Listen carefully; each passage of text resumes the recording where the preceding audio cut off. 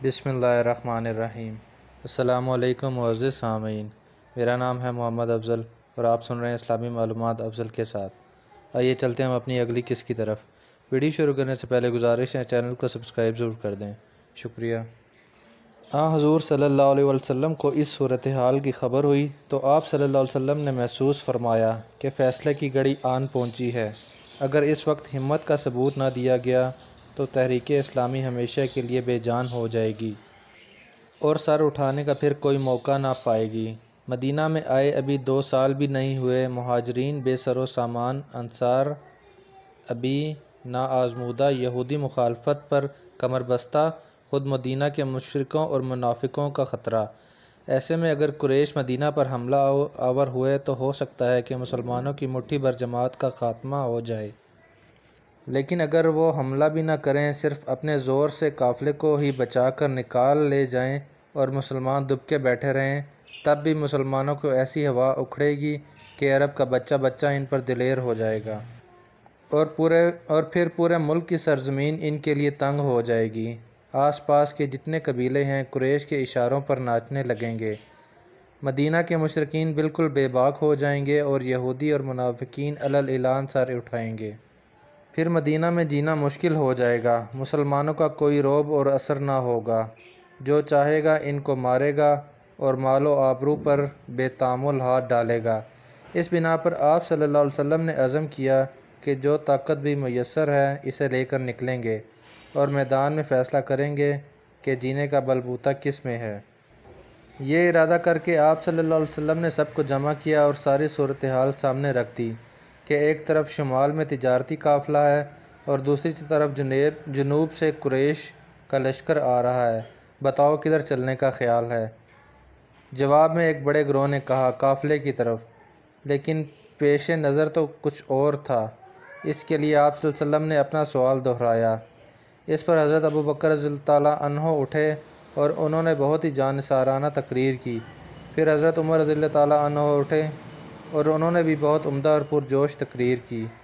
اس کے بعد عمرو کے بیٹے مقداد رضی اللہ تعالیٰ عنہ کھڑے ہوئے اور انہوں نے کہا، اللہ کے رسول صلی اللہ علیہ وسلم، جدھر رب کا حکم ہے اسی طرف چلیے، ہم آپ صلی اللہ علیہ وسلم کے ساتھ ہیں۔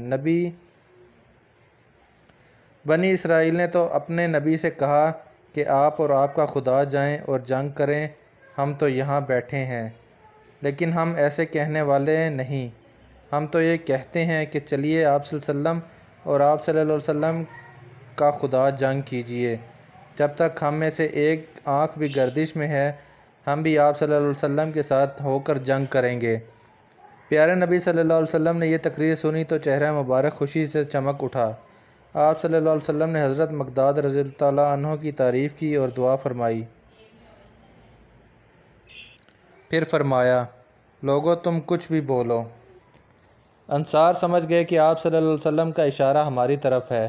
وجہ یہ تھی کہ انصار کے لیے یہ پہلا موقع تھا، اس سے پہلے وہ کسی مہم میں شریک نہ ہوئے تھے۔ چنانچہ حضرت سعد بن معاذ رضی اللہ تعالیٰ عنہ جو مدینہ کے معزز لوگوں میں تھے اٹھے اور عرض کیا، اللہ کے رسول صلی اللہ علیہ وسلم، شاید اشارہ ہماری طرف ہے۔ آپ صلی اللہ علیہ وسلم نے فرمایا، ہاں۔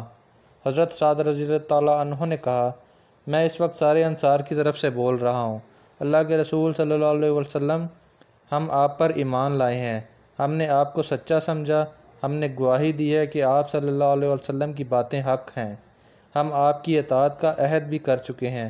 اللہ کے نبی صلی اللہ علیہ وسلم، اب آپ نے جس کام کا ارادہ فرمایا ہے بے جھجک اس کے لیے قدم بڑھائیے۔ خدا کی قسم اگر آپ ہمیں لے کر سمندر میں کود پڑیں تو بھی ہم بخوشی تیار ہیں، ہم میں کوئی پیچھے رہنے والا نہیں۔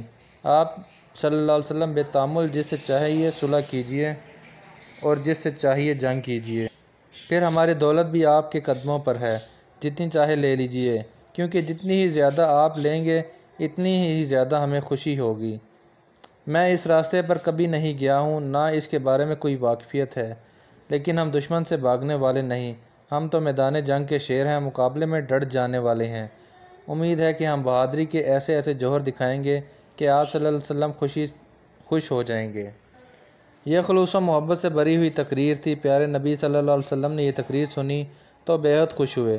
چنانچہ آپ صلی اللہ علیہ وسلم نے حضرت سعد رضی اللہ تعالیٰ عنہ کا شکریہ ادا فرمایا اور دعا دی۔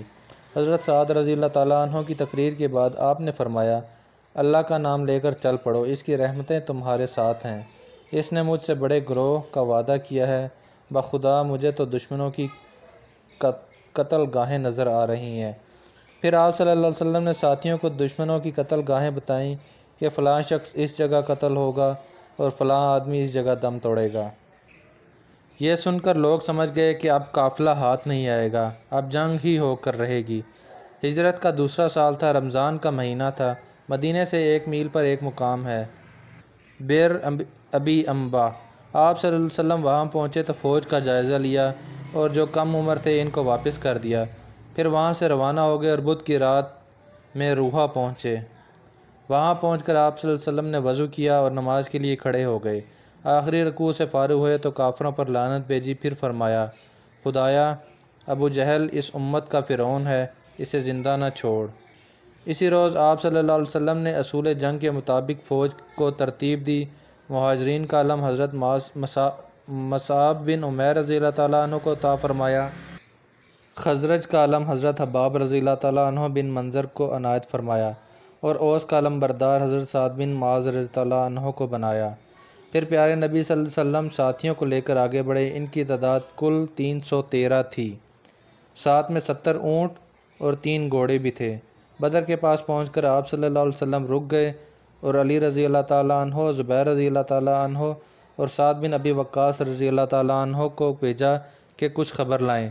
ایک پہاڑی کی طرف اشارہ کرتے ہوئے آپ نے فرمایا، اس پہاڑی کے پاس ایک کنواں ہے، وہاں جا کر دیکھو، شاید قریش کے بارے میں کچھ معلوم ہو۔ یہ لوگ وہاں پہنچے تو قریش کے کچھ آدمی پانی پی رہے تھے، ان میں 2 غلام بھی تھے۔ یہ لوگ سمجھے کہ یہ ابو سفیان کے غلام ہیں، چنانچہ فوراً انہیں گرفتار کر لیا اور بقیہ لوگ فرار ہو گئے۔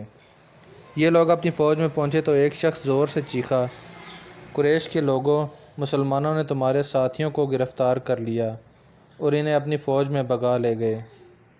یہ سننا تھا کہ کافروں پر بجلی گر گئی، غصے سے وہ بوکھلا گئے اور پوری فوج میں ایک کھلبلی مچ گئی۔ ادھر حضرت علی رضی اللہ تعالیٰ عنہ وغیرہ نے غلاموں کو ساتھ لیا اور اپنی فوج میں لوٹ آئے۔ وہاں پہنچ کر یہ لوگ ان دونوں سے ابو سفیان کا حال پوچھنے لگے۔ وہ دونوں کہتے کہ ہمیں ابو سفیان کی خبر نہیں، ہم تو قریش کو پانی پلانے والے ہیں۔ تو یہ لوگ انہیں مارتے، اور جب وہ دونوں کہتے کہ ہم لوگ ابو سفیان کے غلام ہیں تب انہیں چھوڑ دیتے۔